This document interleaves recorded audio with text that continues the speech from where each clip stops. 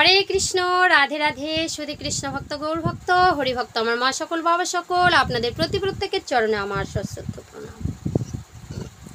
প্রণাম জানাই আমার সাধুগুরু বৈষ্ণব মণ্ডলীর চরণে। অনলাইন উপস্থিত যত আমার দাদা মায়েরা রয়েছেন, আমার আত্মীয় স্বজন, ভাই বন্ধু, সবাইকে আমার অন্তরঙ্গস্থল থেকে অনেক অনেক ভালোবাসা অভিনন্দন। বলুন আপনারা কেমন আছেন? আশা করি প্রাণ গোবিন্দ রাধারানী কৃপায় সকলেই ভালো আছেন। আমিও আপনাদের অনেক অনেক আশীর্বাদ ভালোবাসায় খুব ভালো আছি। তো আজকে ভিডিওর বিষয়বস্তু হচ্ছে জনি পুজোর মাহাত্ম্য। এটি একটি তত্ত্বকথা। তো আমি ভিডিওতে প্রবেশ করবার আগে সবাইকে অনেক অনেক ভালোবাসা অভিনন্দন জানাই। তার আগে বলতে চাই, যদি আমার চ্যানেলের ভিডিও আপনাদের ভালো লাগে দেখে, তাহলে অবশ্যই চ্যানেলে লাইক, শেয়ার, কমেন্ট করে চ্যানেলটি সাবস্ক্রাইব করে পাশে থাকবেন। আর যারা আগে থেকেই চ্যানেল সাবস্ক্রাইব করে আমার ছোট্ট বড় ভিডিওগুলো দেখছেন, এত সুন্দরভাবে কমেন্ট করছেন, আপনাদের অনেক অনেক ভালোবাসা অভিনন্দন। যারা আমার চ্যানেলে এসেছেন এখনও পর্যন্ত চ্যানেল সাবস্ক্রাইব করেননি, আপনাদের কাছে অনুরোধ করব বন্ধুগণ, যদি আমার চ্যানেলের ভিডিও আপনাদের ভালো লাগে অবশ্যই চ্যানেলে লাইক, শেয়ার, কমেন্ট করে চ্যানেলটি সাবস্ক্রাইব করে পাশে থাকবেন। তো চলুন আমরা ভিডিওতে প্রবেশ করি। গুরু ব্রহ্মা, গুরু বিষ্ণু, গুরুদেব মহেশ্বর, গুরুদেব পরম ব্রহ্ম, তস্মৈ শ্রী গুরুবে নমঃ। অখণ্ডমণ্ডলাকারং ব্যক্তং যেন চরাচরং তৎপদং দর্শিতং যেন তস্মৈ শ্রী গুরুবে নমঃ। অজ্ঞানতিমিরান্ধস্য জ্ঞানাঞ্জন শোলকায় চক্ষুরুন্মিলিতং যেন তস্মৈ শ্রী গুরুবে নমঃ। গুরুকৃপাহি কেবলম, গুরুকৃপাহি কেবলম, গুরুকৃপাহি কেবলম। জয় শ্রীকৃষ্ণ। তো যদি বাবা আমরা প্রথমেই জনি নিয়ে কথা বলতে যাই, তাহলে আমাদের প্রথমেই উঠে আসবে যে আসাম গুয়াহাটির কথা। সেখানে নীলাচল পর্বতে মায়ের সতী মাতার সেই জনি পতিত হয়েছিল। কালিকা পুরাণে তার বর্ণনা রয়েছে। কখন আপনারা সবাই জানেন, আগে থেকেই জানেন, এখন তবু একটু হেংস দিয়ে যাই। দক্ষ যজ্ঞে যখন সতীমাতা গিয়েছিলেন, তো বোনদের অত্যাচারে স্বামী নিন্দা সহ্য না করতে পেরে তো কী করেছিলেন, নিজের দেহটা ওই জ্বলন্ত অগ্নিশিখার মধ্যে পুড়ে ছারখার করে দিলেন। বাবা ভোলানাথ যখন জানতে পারলেন বাবা উম্মাদের নাই, সেখানে ছুটে গিয়ে সতীর পোড়া দেহটা স্কন্ধের উপর তুলে নিয়ে পাগলের মতো যেখানে সেখানে সতী সতী বলে চিৎকার করতে করতে করছিলেন। তখন স্বয়ং বিষ্ণুদেব দুঃখে পড়ে ভোলানাথের দিকে দেখে বলছে, ভোলানাথ যদি এইভাবে চলে তাহলে বিশ্বের ভারসাম্য নষ্ট হবে। বাবা ভোলানাথ নিজের সুদর্শন চক্রকে আদেশ করে মাতা সতীর দেহটাকে বাবা 51টা খণ্ডে বিভক্ত করে দিলেন। যেখানে যেখানে মাতা সতীর দেহটা ওই খণ্ডগুলো পড়েছে, সেখানে সেখানে একটি করে তীর্থধাম বা পীঠের সৃষ্টি হলো। তারই এক অংশ মায়ের মাতৃজনী, সেটা কোথায় পতিত হলো? আসাম গুয়াহাটি সেই নীলাচল পর্বতে। সেখানে প্রস্তর রূপে এখনো পর্যন্ত মাতৃজনী সারা জনম ধরে পুজো হয়ে চলেছে। শোনা যায় যে বছরে একবার, এখনো আমরা সবাই জানি, বছরে একবার মায়ের সেই কামাখ্যা মন্দিরে একটা বড় ধরনের অনুষ্ঠান হয়। সেটা কখন? সেই অম্বুবাচীতে। এই যে আষাঢ় মাসের 7.5 দিনের মাথায় শুরু হবে। তো কি হয়, তো এই অম্বুবাচীতে মা নাকি রজস্বালা হয়, মানে ঋতুবতী হয়। তো নারীদের যদি ঋতুবতী যখন হয় 3 দিন 4 দিন এরকম, মায়েরা কিন্তু ছুতি ঘরে থাকে, তাই না? তো সেখানে কি করা হয়, মা যখন রজস্বালা হয়, তো মায়ের ওই প্রস্তর জনির উপরে সাদা কাপড়ের ঢাকা দেওয়া হয়, আর দিয়ে এই দরজাটা, মন্দিরের দরজা বন্ধ করা থাকে। কতদিন না? 4 দিন। এবার 4 দিন পর যখন মায়ের মন্দিরের দরজাটা খোলা হয়, তো সেই অলৌকিক দৃশ্য দেখবার জন্য বছরে বছরে কত সাধু গুরু অগরী বাবার ভিড় জমে যায়। যেই দরজাটা খোলা হয় যেদিন, সেদিন একটা পূজার বড় একটা অনুষ্ঠান হয়, ধুমধাম করে বাদ্যি বাজন নিয়ে একটা পূজা হয়। তো তখন দরজাটা খুললে একটা অলৌকিক দৃশ্য দেখা যায় যে মায়ের যে জনির উপরে সাদা কাপড়ের বেষ্টন ছিল, সেটি লাল রক্তবর্ণ ধারণ করে। এতে কি প্রমাণ হয়? মা রজস্বালা হয়েছেন। এবার মন্দিরের গা বেয়ে আছে কি ব্রহ্মপুত্র নদী। শোনা যায় সেই নদীরও জল রক্তবর্ণ ধারণ করে। এখানে প্রসাদ হিসাবে মায়ের যে রক্তবর্ণ ধারণকারী যে কাপড় সেটা দান করা হয়। সাধক পুরুষগণ ওই মাতৃজনী থেকে সারা বছর জল নির্গত হয়, সেই জল পান করে নিজে মুক্তি লাভের সন্ধান করেন। শোনা যায় এই জল যারা পান করেন তাদের সমস্ত রোগ থেকে সেই মনোবাসনা পূর্ণ হয়, রোগ থেকে মুক্তি পায়। এই মা কামাখ্যা দেবী কে ছিল? তো কালিকা পুরাণে রয়েছে নরকাসুর নামে এক অসুর ছিল। সেই অসুর কি করেছিল? মাতা লক্ষ্মী সমেত 16,000 রমণীকে বন্দি করে দিয়েছিল, ঘরের মধ্যে সেই লুকিয়ে রেখেছিল। কোনো দেবতা নরকাসুরকে পরাস্ত করতে পারলেন না। যখন স্বয়ং ভোলানাথ শুয়েছিলেন, সেখান থেকে নাভি পদ্ম থেকে একটি পদ্মাসনে একটি নারীর সৃষ্টি, একটি দেবীর আবির্ভূত হলেন। তার 6টি মস্তক, 12টি হস্ত। সেই মা ওই নরকাসুরকে বধ করে সমস্ত রমণী সহ সেই মাতা লক্ষ্মীকে উদ্ধার করে নিয়ে এসেছেন। শোনা যায় মায়ের কাছে যে মনোবাসনা নিয়ে যায় তারই মনোবাসনা পূর্ণ হয়, সেই হলো কামাখ্যা দেবী। এখানে শোনা যায় বড় বড় সাধক, তান্ত্রিক, গুণীজন, বড় বড় পুরোহিত, জটাধারী বাবা, অগরী বাবার ভিড় জমে যায়। শোনা যায় তারা নাকি প্রচণ্ড শক্তিশালী, তন্ত্রবিদ্যা, ভয়ঙ্কর ভয়ঙ্কর শক্তি, জাদুবিদ্যা, কালোবিদ্যা, নানা রকমের সব কিছু জানেন তারা। কথাটা হচ্ছে তারা কেন সেখানে গিয়ে পড়ে আছে? কেন সেখানে গিয়ে পড়ে আছে? আসল কথা এটাই, যদি নারী সাধনা, যদি যোনি সাধনা কোনো পুরুষ করতে পারে, তার মতো সাধকে বিশ্ব ব্রহ্মাণ্ডে নেই।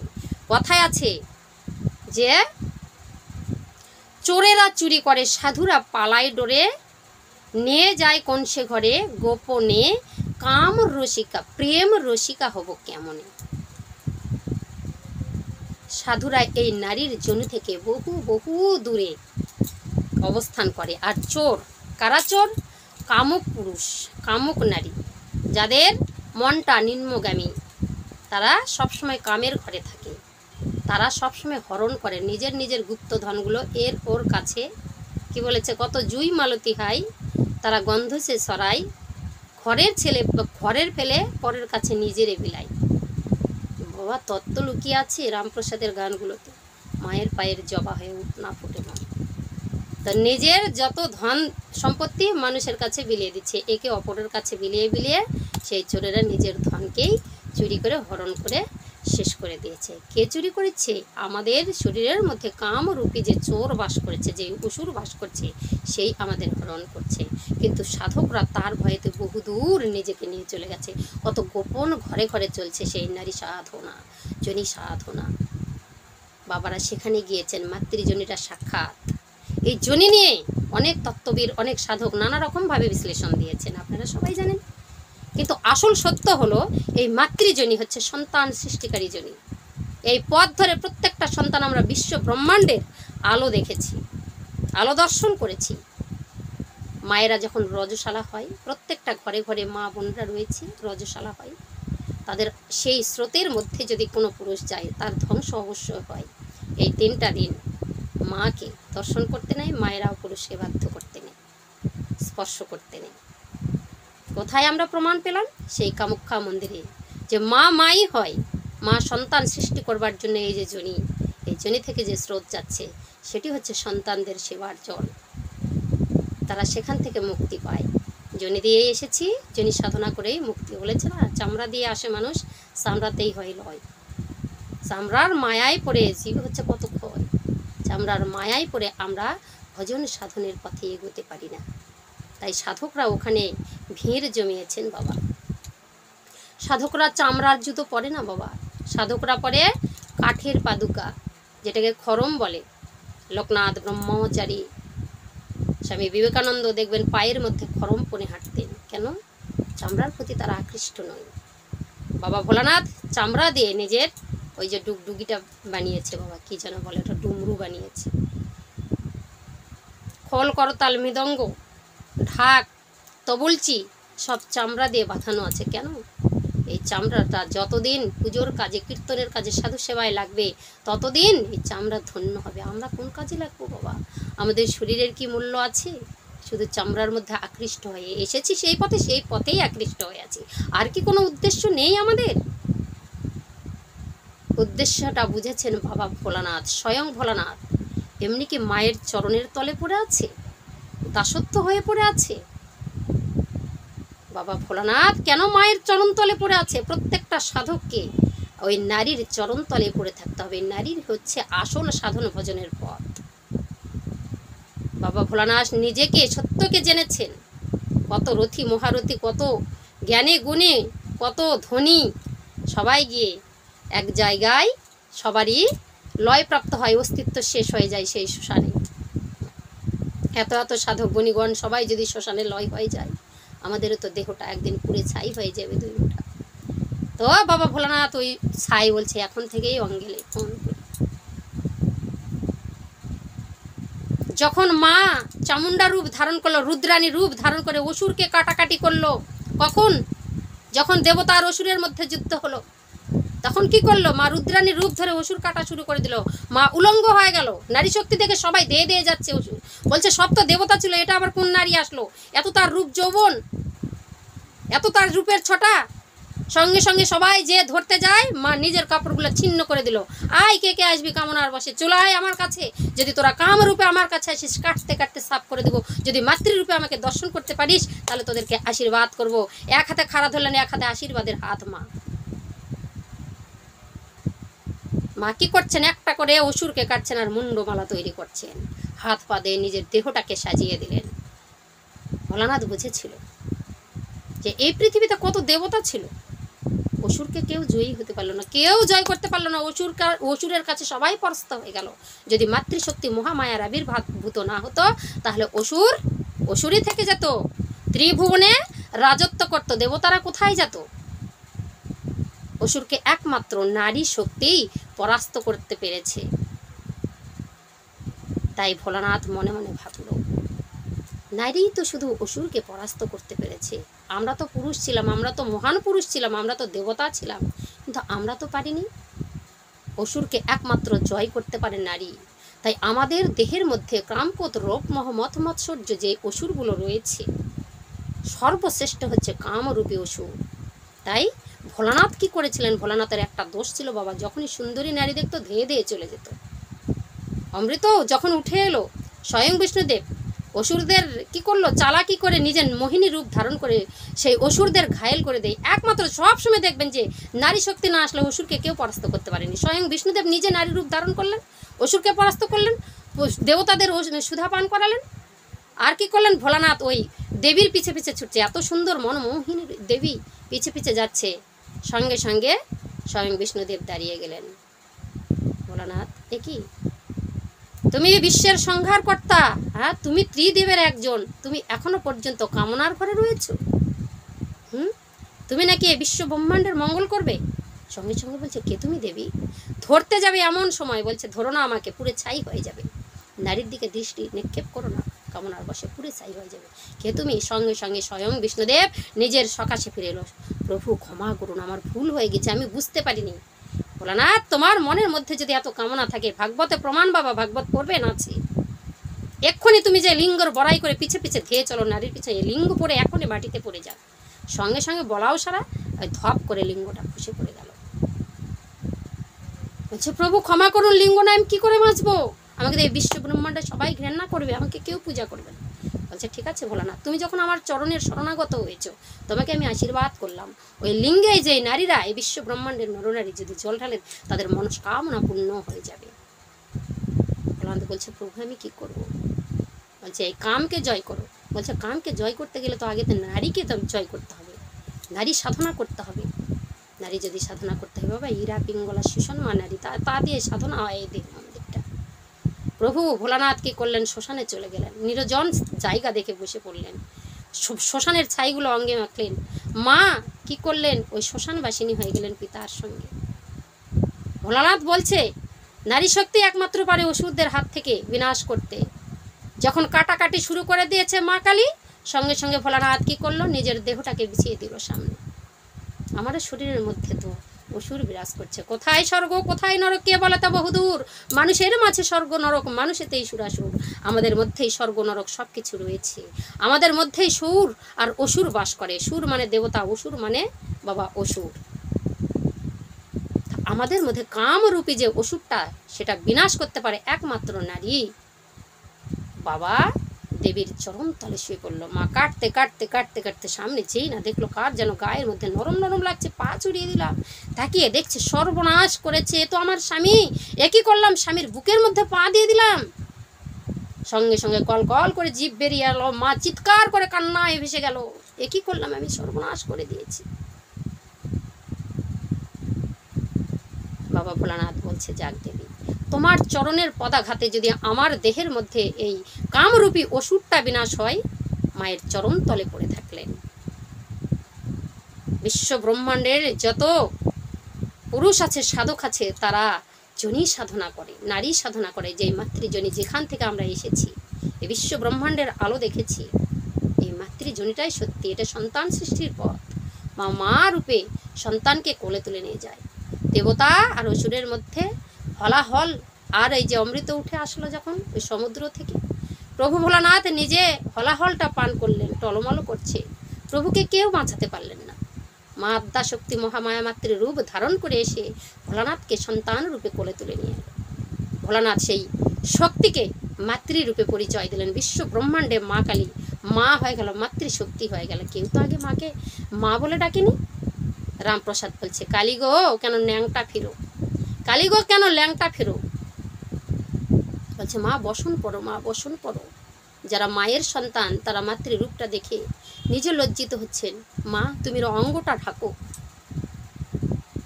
নারীর লজ্জায় নারীর ভূষণ। মা কেন করেছিল?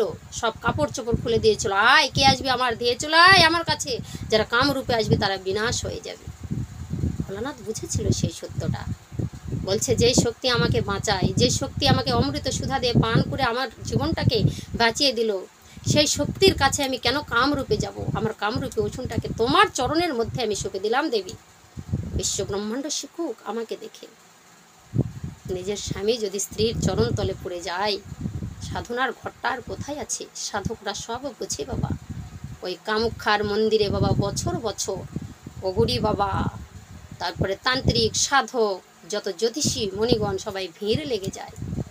সেখানে মাতৃজনী থেকে জল উঠছে সব সময়, আর জলটা চুমুক দিয়ে নিজের তাপ, তেতাব জ্বালা, রোগ শোক দূরাভূতি করছে মা। সেখানে যাচ্ছে, সেখানে জনি পারাপার হয় বাবা। একটা পাথরের ভিতর দিয়ে, মাতৃজনীটার ভিতর দিয়ে লোকজন পারাপার করে। কেন? কত নারী কত পুরুষ সেখান থেকে পার হয়ে যায়। কেন? আমরা এই যে জনির মধ্যে আটকে পড়ে আছি, কামনার ঘরে যারা বসে আছি। সাধকরা বলে, হে মা, আমি তো কামনার ঘরে বসে আছি, তুমি আমাকে এই কামনা থেকে উদ্ধার করো, এই কামনা থেকে পার করো। পার করতে গেলে কি হয় বাবা? ওই কুণ্ডলিনী শক্তি, সেই গুজ্জদ্বার থেকে তোমাকে উঠাতে হবে, লিঙ্গদ্বার গুজ্জদ্বারের মাঝখান থেকে। ওটাই হচ্ছে আসল। সেখানে আমরা নিম্নমুখী হয়েছি, সেই নারীকে সাধন করে ঊর্ধ্বগামী করলেই আমরা সাধন হব। মাতৃজনীতে কেউ আটকে যাচ্ছে, কেউ আবার পার হয়ে চলে যাচ্ছে। যখন পার হয় সাধকরা, যারা পবিত্র মনে মুক্তির পথের অনুসন্ধান করে মাকে পুজো করে ওই মাতৃজনী ভেদ করে পার হয়ে আসছে। আর যারা আটকে যাচ্ছে বাবা, তারা কেন? তারা এখনও কামিক পুরুষ, কামিক নারী, তারা পার হতে পারে না। তারা পার হতে পারে না, তারা আটকে যায়। কেন পারাপার করছে? মাগো, এই কামনা থেকে, বাসনা থেকে, যেই জনি থেকে এসেছিলাম, যেই জনি দিয়ে এই বিশ্ব ব্রহ্মাণ্ডের মুখ দেখেছি মা, সেই জনির দিক থেকে আমাদের মনকে তুমি নিয়ন্ত্রণ দাও, তুমি উদ্ধার করো, যার জন্য ওই পারাপার চলে বাবা। ওখানে মা সব মনোবাসনা পূর্ণ করে দেন। সেখানে জনির মধ্যেই সাধন ভজনে এমনি কি বলা আছে, সাধকরা সবসময় জনিতে পড়ে আছে। কেন? সাধকরা চামড়ার প্রতি আকৃষ্ট নই বাবা। এই মানব দেহের চামড়াটা কোনো কাজে লাগে না। ব্যাঘ্র শালটা ভোলানাথ পরনে পরে নিয়েছেন। ব্যাঘ্র শালের আসনে ভোলানাথ বসে ধ্যান করছেন। কেন? আগের এপিসোডে আপনারা শুনেছেন, পায়রারা নিরামিষ ভুজি প্রত্যেকদিন সিঙ্গারে আবদ্ধ হন, আর বাঘ 12 বছর পরে সিঙ্গারে আবদ্ধ হন শুধু সন্তান সৃষ্টি করবার জন্য। বাঘ মাংস খেতে পারে, কিন্তু মনটা তো তার পবিত্র। ভোলানাথ বাঘকে স্বীকৃতি দিলেন, বাবা এই সনাতন ধর্মের মধ্যে, এই ভারতের মধ্যে জাতীয় পশু হিসাবে বাঘকে বেঁচেছেন কেন? সব কিছুর মূলে একটু ভাবনার চিন্তার ব্যাপার আছে। ময়ূরকে জাতীয় পাখি রূপে স্বীকৃতি দিলেন কেন? ময়ূরের পাখাটা প্রাণগোবিন্দ আমার মস্তকে ধারণ করেছেন, বাঘের ছালটাকে ভোলানাথ পরনে পড়েছেন। তত্ত্ব নেই, প্রচুর তত্ত্ব লুকিয়ে আছে। চামড়ার জুতো সাধকরা ব্যবহার করে না বাবা। নিজের মানুষের দেহটা পুড়ে ছাই হয়ে যাবে, এই চামড়ার মূল্য নেই। পুঁতে দিবে, মাটির সঙ্গে মিশে যাবে, পুড়িয়ে দিবে, ছাই হয়ে যাবে। কিন্তু পশু পাখির দেহ, পশুর দেহটা তো কাজে লাগছে। মাছটা মরে গেলেও মানুষে খেতে পারে, খাদক হয়, কিন্তু মানুষ মরে গেলে 2 সেকেন্ড রাখা যায় না। তাই ভগবান মানুষ সৃষ্টি করলো জীবনটা বেঁচে থাকাতেই তুমি সাধন ভজনের পথে নেমে এসো। মরার পরে তোমার এই দেহটা কোনো কাজেই লাগবে না। অন্যদের যে কাজে লাগে তোমার সেটা কাজে লাগবে না। সময় থাকতেই মানুষ বলেছে এই জীবনের মধ্যে যতদিন তুমি রূপ যৌবন, যতদিন তোমার শরীরের মধ্যে শক্তি আছে, অর্থে বল রয়েছে, ততদিন তুমি দেবতা ভগবানের আরাধনা পূজায় করো, তবে জীবনটা যদি সার্থক হয়। সময় গেলে সাধন হয় না বাবা। 70 বছরে দিয়ে বেড়া দিতে যাবেন, কি লাভ হবে? শরীরের চামড়া ঝুলে গেছে, তখন কি শক্তিটাকে কন্ট্রোল করা যাবে? এক বাবা বলেছে যে পুরুষকেই শুধু রতি সাধনায় হেনতেন বলেছেন মা, কিন্তু মায়ের কি কিছু হয় না? জানেন না, একটি সন্তানের দায় কত মাঝে প্রাণ হারায়। মায়ের কতটা ক্ষতি হয় পুরুষের জন্যই বলুন। মা যখন সেই রজস্বলা হচ্ছে, সেই 11-12 বছর থেকে শুরু করে যতদিন বাবা মাতৃশক্তিটা মানে সন্তান ধারণ করার শক্তি থাকে, 39-50 বছর পর্যন্ত বিয়ে নিয়ে চলে যাচ্ছে। তার মধ্যে সংসারে পদার্পণ করলে পুরুষের সঙ্গে মিলন, সন্তান প্রসব, সন্তানকে বড় করা, ধীরে ধীরে বার্ধক্যের দিকে চলে যাওয়া, মা কি ক্ষয় হয় না? সেখান থেকে কে আটকাবে? পুরুষকে আটকাতে হবে। আপনি যদি সেখানেই আটকে থাকেন তাহলে কি করে হবে? আপনার জগৎটা অনেক কিছু আছে বুঝবার, অনেক কিছু জানবার বিষয় আছে, প্রচুর তত্ত্ব লুকিয়ে আছে। জুনিকে কেন সাধনা করব? জুনির মধ্যে কেন মনটাকে আবদ্ধ করে রেখেছি আমরা? সেখান থেকে উদ্ধারের পথ কি? সাধন ভজন, গোপন ঘরে সাধন ভজন। ওই কামটাকে আগে নিয়ন্ত্রণ করতে হবে, কামের বুকে আগে বেড়া মারতে হবে, তবে তো সাধনায় গতি হব। যতই কিছু করছি ওই বারবার সর্বশ্রেষ্ঠ যত কাজ করেন অফিসার ডাক্তার, যত রকমের কাজ করে আসছেন, যে এত ক্লান্ত, এত পরিশ্রমী, কিন্তু ওই জায়গাটাতে গিয়ে আবার যে আসে এত শক্তি চারিদিকে ক্ষয় করে আসলেন, এমন একটা শক্তি আপনাকে আবদ্ধ করে দিল, তো সেখান থেকে আরও 3 গুণ শক্তি আপনার ক্ষয় হয়ে গেল। সবাই ক্ষয় হয় বাবা, সবাই ক্ষয় প্রাপ্ত হচ্ছে, বাঁচাবার জন্য এই পথ। মাতৃজনীর আরাধনা করছেন কত সাধক, কত পুরুষ, সেই কামুখা। এই যে মেলা আর কিছুদিনের মধ্যেই 7-8 দিন আছে, যাবেন দেখবেন যারা যাননি এখনো পর্যন্ত। সেখানে কি চাইবেন? সব পুরুষেরা, অনেক রকমের সাধক সেখানে আছে, কত মেলা জমেছে, সাধনার মেলা। তো সবাইকে বলবো বাবা, এই চামড়ার দাম নেই। তার জন্য তো সাধক গান লিখেছে, মানুষ হয়ে বেহুশ হলে পাবি না অমূল্য ধন, নামে আছে গয়াকাশী, নামে আছে বৃন্দাবন। সময় থাকতেই হরি বলো, নইলে বলা আর হবে না। তাহলে আমাদের শরীরটা কখন বলবে, আমরা কখন বলবো? এই বলা আর বলা যাবে না, সময় থাকতেই বলো। যতক্ষণ দেহের মধ্যে রস গন্ধ সব কিছু আছে, সেটা দিয়ে গোবিন্দের চরণে পূজায় লাগে যাও, সবই করো। বলা হয়নি তুমি এটা করো না, এটা করো না। সবার মাঝ থেকে, সবার মাঝখান থেকে, সংসারের মাঝখান থেকেও তার ভজন আরাধনা। আমি কি করলাম শোনা? আমার শরীরটা কোথায় যাবে? আমি কি কাজে লাগলাম? কিছু তো কাজে লাগলাম না, কারো ভালো হতে পারলাম না, সংসারে কোনো উন্নতি করতে পারলাম না। কারো তো দিন পড়ে আছে, এখনই যদি না পারি তারপরে তো আরও আমার অবস্থাটা আরও খারাপ হয়ে যাবে। বৃদ্ধ নেমে এলে তার দুর্দশার সীমা থাকে না। তাই তো বলেছে, আমার অপরাধী দেহ লইয়া বলো আমি কোথায় যাই,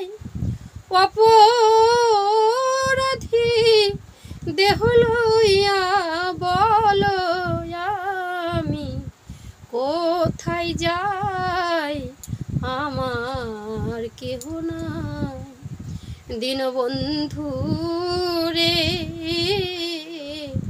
তুমি বিনা আরে কেহ নাই এই বিশ্ব ব্রহ্মাণ্ডে বাবা, কেউ কারো নয়, সে ভিন্ন আর কেউ কারো নয়। কত মায়া করে, কত দয়া করে এই বিশ্ব ব্রহ্মাণ্ডে পাঠিয়েছে। আমরা ভুল পথে, ভুল মায়াতে আবদ্ধ হয়েছি। সেখান থেকে উদ্ধার না হলে তাকে যে ডাকলেও সাড়া দেবে না। সময় থাকতে সাধন ভজন, কত মানুষ বলে, কত ঠাকুরকে ডেকেছি, ঠাকুর কি পৃথিবীতে আছে?